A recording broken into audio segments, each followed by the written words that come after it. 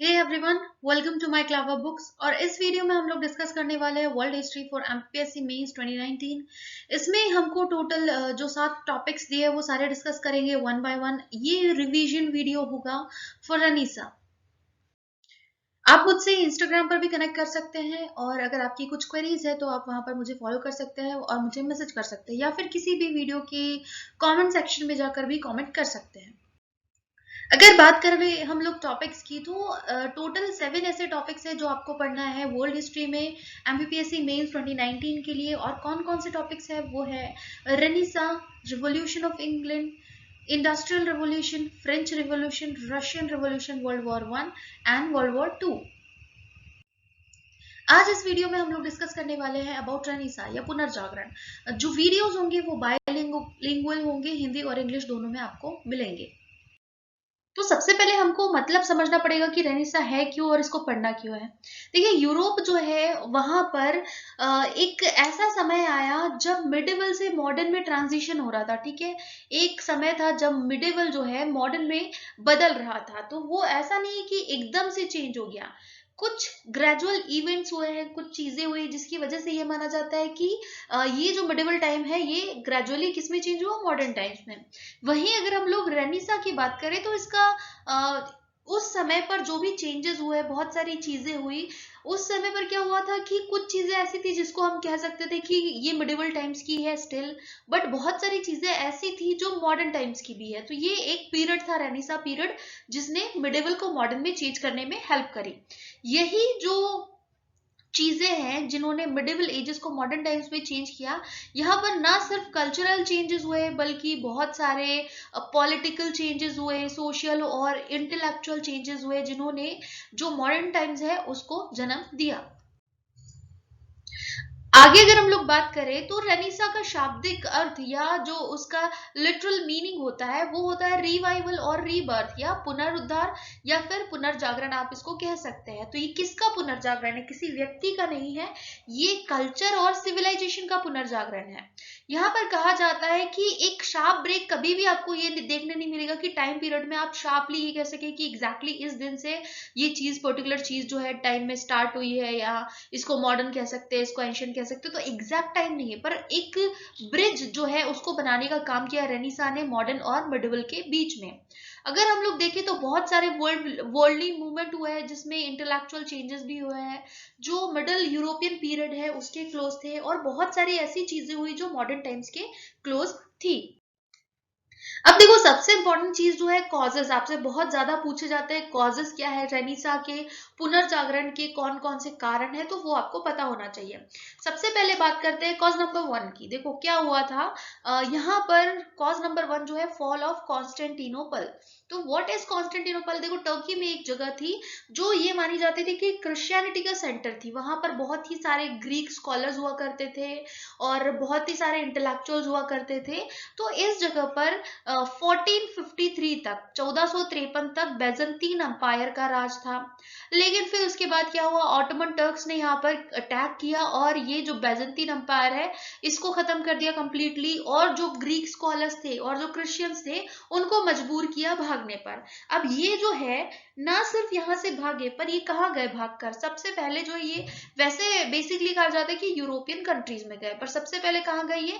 सबसे पहले गए इटली में। ठीक है, शुरुआत जो है रेनिसा की वो इटली से ही मानी जाती है। अब यहां पर आपको एक सवाल पूछा जाएगा कि रेनिसा इटली से ही क्यों स्टार्ट हुआ। तो ये चीज आपको पता होनी चाहिए कि देखो, इटली जो है, क्योंकि सबसे पहले ये जो स्कॉलर्स थे, स्कॉलर्स जो रहे थे उस टाइम पे, वो अपनी मैन्युस्क्रिप्ट, मतलब जो पांडुलिपि जिसको कहा जाता है, जो ओरिजिनल उन्होंने जो बुक्स लिखी, जो भी चीजें लिखी, उसको लेकर ये इटली पहुंचे। अब इटली का माहौल जो है वो बहुत अच्छा था। वहां पर 3 सिटीज, फ्लोरेंस, वेनिस और रोम, 3 सिटीज जो है, 3 इंपॉर्टेंट सिटीज, वहां से रेनिसा स्टार्ट हुआ। और सबसे पहले जो है फ्लोरेंस से स्टार्ट हुआ। तो रीजन क्या है कि सबसे पहला रीजन इटली से स्टार्ट होने का कि ग्रीक स्कॉलर्स जो है वो भागकर इटली गए। दूसरे, जो वहां का जो मोनार्की थी वहां की, वो बहुत ज्यादा सपोर्ट करते थे। ठीक है, मेडिसी अंपायर जो है वहां पर राज करते थे, रूल करते थे, तो उन्होंने इस पुनर्जागरण को बहुत सपोर्ट किया। इटली के लोग जो थे वो भी सपोर्ट, उन्होंने भी सपोर्ट किया। और साथ ही जब ये ग्रीक स्कॉलर भागकर इटली गए तो वहां के जो इंटेलेक्चुअल्स थे उन्होंने क्या किया, ग्रीक और लैटिन लिटरेचर जो ये लेकर गए थे उसमें उन्होंने इंटरेस्ट दिखाया, उसको फिर कॉमन पब्लिक जिसको समझ सके ऐसी लैंग्वेज में ट्रांसलेट किया। तो यहाँ बेसिकली ये रीजन है, फॉल ऑफ कॉन्स्टेंटिनोपल जो है एक बेसिक रीजन है रेनिसा के होने का। लेकिन इटली जो है वो सेंटर इसीलिए बना क्योंकि यहाँ पर बहुत सारी चीजें जो है फेवरेबल कंडीशंस अवेलेबल थी रेनिसा के लिए। फिर इसके बाद अगर हम लोग देखें तो सेकेंड नंबर की जो चीज है वो है इन्फ्लुएंस ऑन लिटरेचर। फिर क्या हुआ देखो, इस टाइम पे जैसे मैंने कहा कि जैसे ही वो गए इटली, जो ग्रीक स्कॉलर्स थे वो कॉन्स्टेंटिनोपल से भागकर इटली गए, तो वहां पर उन्होंने वहां के जो स्कॉलर्स थे उनके संपर्क में आए, और इस वजह से ये जो मान लो कि ये एक बुक है ये किसी ग्रीक स्कॉलर ने लिखी है, पर ये किस में लिखी है, ग्रीक या लैटिन लैंग्वेज में लिखी है जिसको इटली की जो पब्लिक है वो नहीं समझ पाती है। लेकिन एक बंदा जो है जो इटली का ही है वो इस लैंग्वेज को समझता है इस बुक की, तो उसने क्या किया, इसको ट्रांसलेट किया। अब ऑब्वियसली जब इसको ट्रांसलेट किया गया कॉमन पब्लिक की लैंग्वेज में तो लोगों को उसके बारे में पता चला कि हाँ ये जो है ये चीजें भी एग्जिस्ट करती है, या जो भी इंटेलेक्चुअल चीजें उसमें लिखी हुई थी, तो इसका असर हुआ कॉमन पब्लिक पर। तो ये भी रेनिसा का एक बहुत बड़ा कारण बना, इन्फ्लुएंस ऑन लिटरेचर। ठीक है, जितने पॉइंट्स है यहाँ पर इसको आप नोट डाउन कर लीजिए तो ये आपको काफी हेल्प करेंगे एग्जाम के टाइम में। इन्फ्लुएंस ऑफ रिलीजियस वॉज, ठीक है, अब यहाँ पर तीसरा अगर हम लोग देखें तो क्या है कि एक टाइम माना जाता है कि देखिए मिडिवल टाइम में, स्पेशली मिडिवल टाइम की मैं बात करूं तो 3 रिलीजियस वॉर्स हुए, किन के बीच में, क्रिश्चियंस के बीच में और मुस्लिम्स के बीच में। अब यहाँ पर धर्मों की लड़ाई थी, 2 धर्मों की लड़ाई थी। अब मैं कहूँ कि क्रिश्चियन जो है फ्रांस, इटली, स्पेन वगैरह में यहाँ पर क्रिश्चियनिटी को मानने वाले लोग थे। ठीक है, अब यहाँ पर अगर हम लोग बात करें मुस्लिम्स की तो सारे मुस्लिम एक साथ आए, अलग अलग देशों के क्रिश्चियन जो है वो साथ में आए, तो इनको पता चला कि कितना डिफरेंस है यहाँ पर कल्चर में, और ये भी पता चला कि भैया अगर ये क्रिश्चियन है तो ये किस टाइप के क्रिश्चियन और आपको देखने मिलेंगे। तो यहाँ पर रिलीजियस वॉर्स के इन्फ्लुएंस की वजह से लोगों का माइंड जो है वो ओपन अप हुआ, मेंटल आउटलुक जो है वो वाइड हुआ, और लोगों को पता चला कि चलिए हम जो है वही लोग नहीं है, इस दुनिया में और भी टाइप के लोग रहते हैं। इसके साथ ही क्या हुआ, यूज ऑफ पेपर, कॉटन और एमिनेशन जो है वो भी बाहर निकल कर आया इन रिलीजियस वॉर्स की मदद से। अब बात करते हैं नंबर 4 की। नंबर चौथा जो कॉज है वो है इन्वेंशन ऑफ प्रिंटिंग प्रेस। ये एक बहुत ही बड़ा कॉज है, क्योंकि क्या हुआ था देखो, उस टाइम पे बुक्स जो है वो हैंड रिटन होती थी, जिनको मैन्युस्क्रिप्ट्स या पांडुलिपि कहा जाता है। तो हैंड रिटन बुक्स जो है वो लिमिटेड होती है। ठीक है, हैंड रिटन बुक्स जो है वो लिमिटेड होती है, और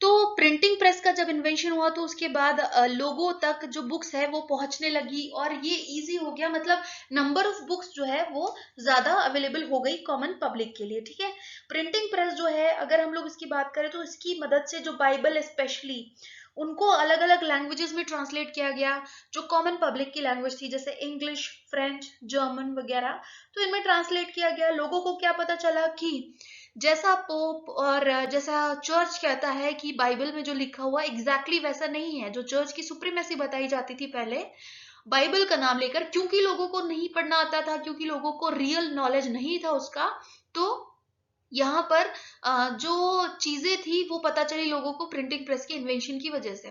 साथ ही जो एजुकेशन था वो सिर्फ लिमिटेड था प्रीस्ट तक।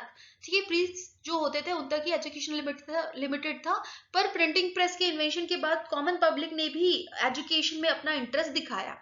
फिर बात करते हैं नंबर 5 की, डिस्कवरी ऑफ न्यू कंट्रीज। अब अगर हम लोग देखें तो जब 1453 में क्या हुआ था, फॉल ऑफ कॉन्स्टेंटिनोपल हुआ, तो 1453 के बाद जो टर्क्स थे या जो टर्किश मुस्लिम्स थे उन्होंने क्या किया, वो व्यापारियों को परेशान करने लगे। व्यापारी कौन से व्यापारी, वो जो मर्चेंट जो एशिया और अफ्रीका के साथ अपना व्यापार करते थे, और स्पेशली अगर हम लोग बात करें एशिया की तो जो एशियन कंट्रीज के साथ अपना ट्रेड करते थे उनको परेशान करने लगे, उनको रास्ता देना बंद कर दिया। तो यहाँ पर जब वो लैंड रूट से नहीं जा पा रहे थे तो उन्होंने ऑल्टरनेटिव ढूंढने की कोशिश की। ठीक है, इसी सीरीज में अगर हम लोग बात करें तो सबसे पहले 1492 में कोलंबस ने अमेरिका की खोज की। फिर इसके बाद 1498 में वास्को डी गामा जो है एक पोर्तुगीज मर्चेंट था, वो आया इंडिया। ठीक है, तो यहाँ पर अलग अलग कंट्रीज जो है अफ्रीका और एशिया की अलग अलग कंट्रीज की डिस्कवरी की गई,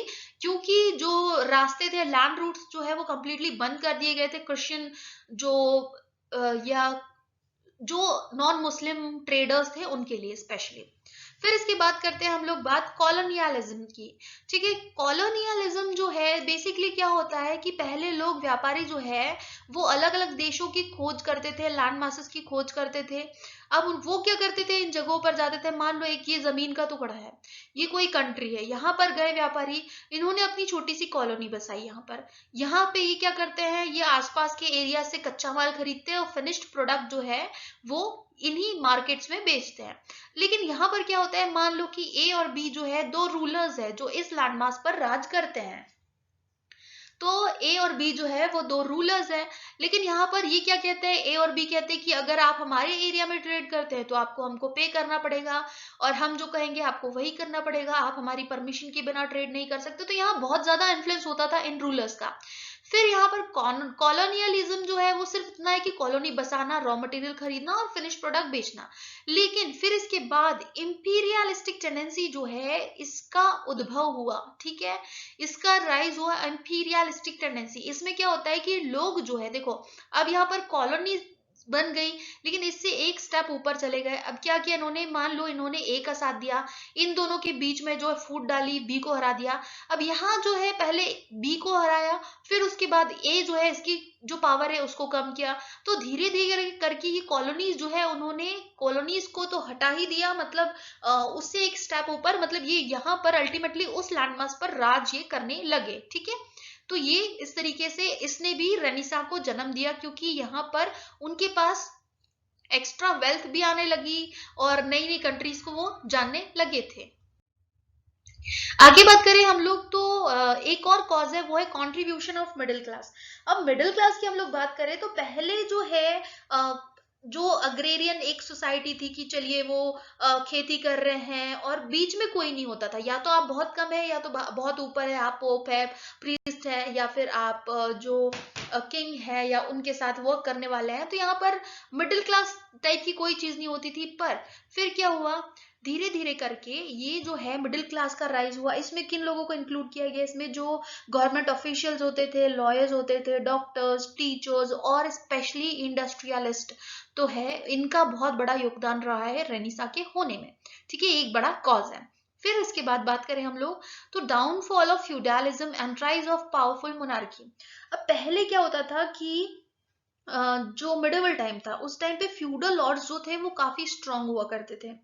अब यहाँ पर वो अपने अपने मतलब ऐसा था कि उनके अपने किले हुआ करते थे। फ्यूडल लॉर्ड मतलब एक बहुत ही स्ट्रांग पर्सनालिटी किसी भी किंगडम में, उनके अपने जो किले हैं वो हुआ करते थे, फोर्ट्रेस हुआ करते थे, वो वहां पर रहते थे। और वो जो किंग थे उनको हेल्प करते थे कभी कोई वॉर के टाइम में जरूरत पड़ी तो, क्योंकि ये अपनी प्राइवेट ट्रूप्स जो है, प्राइवेट आर्मी जो है वो मेंटेन करके रखते थे। तो अब आप सोच लीजिए कि अगर किसी बंदे के पास प्राइवेट ट्रूप्स है तो वो कितना पावरफुल रहा होगा। तो धीरे धीरे करके इन फ्यूडल लॉर्ड्स का, ये फ्यूडलिज्म जो है उसका डाउनफॉल होने लगा और पावरफुल मोनार्कीज आने लगी, मतलब जो किंग है उनके हाथ में पावर आने लगी। ठीक है, फिर इसके बाद इकोनॉमिक प्रोस्पेरिटी, जैसा हमने देखा इनके पास जो है क्योंकि ये ट्रेड करते थे अलग अलग कंट्रीज के साथ में, तो इनके पास क्या होता था कि एक्सेस ऑफ अबंडेंस वेल्थ, मतलब बहुत सारा पैसा हुआ करता था। तो इकोनॉमिक प्रोस्पेरिटी हुई तो नई चीजों को खोजना शुरू किया और नई नई चीजों में पैसा लगाना शुरू किया। तो दैट्स द रीजन। यहाँ पर टोटल 10 ऐसे रीजन है, कॉजेज जो है वो हमने डिस्कस कर लिए रेनेसां के कौन कौन से कॉजेज है। आगे बढ़ते हैं हम लोग। अब कैरेक्टरिस्टिक्स क्या क्या है रेनेसां की, देखो कैरेक्टरिस्टिक्स की बात करें तो सबसे पहले चीज जो है वो है राइज ऑफ ह्यूमैनिज्म। ह्यूमैनिज्म जो है जिसको मानवतावाद कहा जाता है। अगर हम देखें तो पहले चर्च सेंट्रिक लाइफ होती थी कि चर्च ने जो कह दिया, पोप ने जो कह दिया, प्रीस्ट ने जो कह दिया, लोग वही मानेंगे। लेकिन धीरे धीरे लोगों को ये समझ में आई कि चलिए ये जो दूसरी दुनिया की लोग बात करते हैं इट्स नथिंग, हम जो सामने देख रहे हैं ह्यूमन, ये जो है ह्यूमन जो है ये सबसे ज्यादा इंपॉर्टेंट चीज है। तो ह्यूमैनिज्म जो है उसका उद्भव हुआ। और ना सिर्फ यहाँ पर ह्यूमैनिज्म बल्कि जो स्पेशली अगर हम लोग बात करें, जो चर्च का इन्फ्लुएंस था, स्पिरिचुअलिज्म था, स्कैपिज्म था और वर्शिप, उसमें कहीं ना कहीं यहाँ पर कमी आई। ठीक है, यहाँ पर लोग सोचने लगे कि भैया दूसरी दुनिया तो चलो छोड़ ही दो, इस दुनिया में जो लोग हैं हम उनके बारे में सोचेंगे। तो यहाँ पर लोगों ने एंशियंट ग्रीक और रोमन लिटरेचर जो है उसमें इंटरेस्ट लेने में मतलब उसमें इंटरेस्ट लेना शुरू कर दिया। वहीं अगर हम लोग बात करें तो बहुत सारे ऐसे दांते हो गया, पेट्राक हो गया, तो इनको जो है फादर ऑफ ह्यूमैनिज्म कहा जाता है। इनके अलावा भी बहुत सारे आपको मिलेंगे, लियोनार्डो दी मैजिकी, और साथ ही लियोनार्डो दा विंची और डोंटेलो, बॉटिसेली, रोबिया, तो माकियावेली वगैरह बहुत सारे नाम आपको बहुत सारे मिलेंगे इसमें, जो जिन्होंने ह्यूमैनिज्म को पॉपुलर करने में मदद करी है। आगे हम लोग देखें तो डेवलपमेंट ऑफ आर्किटेक्चर, आर्किटेक्चर जो है उसका भी डेवलपमेंट हुआ। आर्किटेक्चर में स्पेशली जो चर्च है वो बहुत ज्यादा बनाए गए फ्लोरेंस, रोम और वेनिस में। फिर इसके बाद एक और कैरेक्टरिस्टिक है, वो है डेवलपमेंट ऑफ स्कल्पचर, स्कल्पचर जो है उनका डेवलपमेंट हुआ। इसमें अगर हम लोग बात करें तो मेनली आपको नाम मिलेगा माइकल एंजेलो का। तो ठीक है, माइकल एंजेलो के अलावा भी बहुत सारे नाम मिलेंगे, बट यहाँ पर माइकल एंजेलो के बारे में एक क्वेश्चन पूछा जा सकता है और पूछा भी गया है। वही डोंटेलो, रुकाडेला, रोबिया और वोराशियो जो है, ये कुछ नाम है जिनके बारे में आपको पढ़ना है स्कल्पचर से रिलेटेड। वही पेंटिंग की बात करें, नंबर 4 जो है एक कैरेक्टरिस्टिक, वो है पेंटिंग। पेंटिंग की बात करें तो Leonardo da Vinci, Michelangelo, Raphael, Botticelli और टाइटन वगैरह जो है वो फेमस नाम है, इनके बारे में पूछा गया है और आगे भी 3 नंबर में स्पेशली पूछा जा सकता है। म्यूजिक की अगर हम लोग बात करें तो म्यूजिक जो है पहले वोकल होता था, लेकिन फिर बाद में इंस्ट्रूमेंटल म्यूजिक में लोग इंटरेस्ट लेने लगे। फिर वहीं अगर मैं बात करूँ तो जो इटली है, अगेन इटली ने म्यूजिक के डेवलपमेंट में भी पाथ जो है उसको लीड किया है। फिर राइज ऑफ नेशनल लैंग्वेजेस, अब पहले ग्रीक और रोमन एंशियंट लैंग्वेजेस जो थी वो बहुत ज्यादा उनका यूज किया जाता था लिटरेचर के लिए, लेकिन धीरे धीरे करके फ्रेंच, पोर्तुगीज और इंग्लिश वगैरह जो है उनका वर्नाकुलर लिटरेचर्स में यूज किया जाने लगा। वर्नाकुलर मतलब किसी भी जगह की कोई पर्टिकुलर जगह है वहां की जो स्थानीय भाषा होती है उसको वर्नाकुलर लैंग्वेज बोलते हैं। फिर यहाँ पर रिफॉर्मेशन मूवमेंट और राइज ऑफ प्रोटेस्टेंटिज्म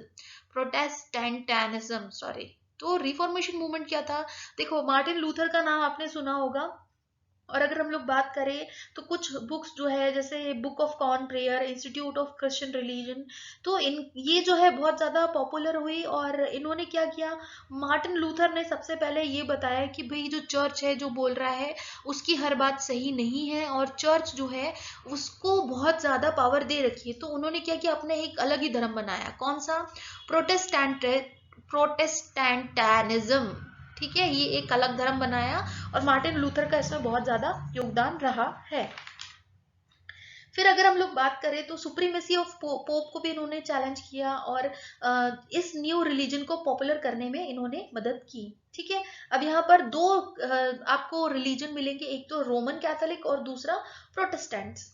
फिर इसके बाद साइंटिफिक प्रोग्रेस की बात करें तो ये भी एक कैरेक्टरिस्टिक है। साइंटिफिक प्रोग्रेस भी हुई जिसमें अगर आप देखें तो कोपरनिकस का नाम आपको मिलेगा, गलीलियो का नाम आपको मिलेगा। तो कोपरनिकस ने बताया कि भैया जो रिवोल्यूशन है हेवनली बॉडीज का, मतलब अर्थ जो है वो सन के अराउंड रिवोल्यूशन करती है। ठीक है, रिवॉल्व करती है। तो यहाँ पर बहुत सारी ऐसी चीजें हुई जो हालांकि उस समय पर लोगों ने नहीं माना, पर धीरे धीरे करके वो चीजें मान ली गई। मतलब जो ऑर्थोडॉक्स चर्च है उनकी बातों को यहाँ पर गलत साबित करने की कोशिश की गई।